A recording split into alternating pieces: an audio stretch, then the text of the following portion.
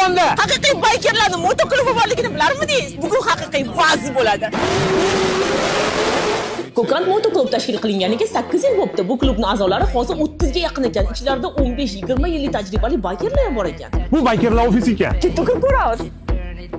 Bu ularda ofislar ekan. Haftada 3 marta yig'ilib turishar ekan. O'zlarining maktablari ham bor ekan. Xo'lovchilar kelib, A kategoriya bo'yicha o'rganishlari ham mumkin ekan. Har yili bir marta tog'da ekstremal enduro motosport poygasini tashkil qilishar ekan va bu sport turiga O'zbekistonda aynan bular asos solishgan ekan. Adrenalin yoqtiradiganlar bo'lsa, mototsiklga mindirib aylantirib kelish xizmati ham bor ekan. Narxi 200 mingdan 500 minggacha ekan. Ketdimi? Anaqasi kortej xizmatlari ham bor ekan. Sizning mototsiklingiz nechi pul? $30,000. Rosta. Eng tezi shu. Tezligingiz nechigacha chiqadi? 200. Vau, umringizda shunaqa mototsiklga chiqqanmisiz? Yo'q. Rosa chiqqim keladi.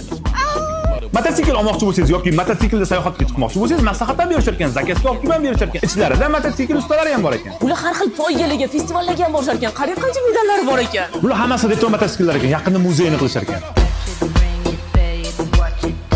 Mana mashinasi 1949-yil chiqarilgan ekan. O'zi aslida klub a'zolari har xil kasb egalari ekan. Kimdir bozorga chiqargan, kimdir usta, kimdir shofyor, lekin hobbilari ularni birlashtirib turar ekan.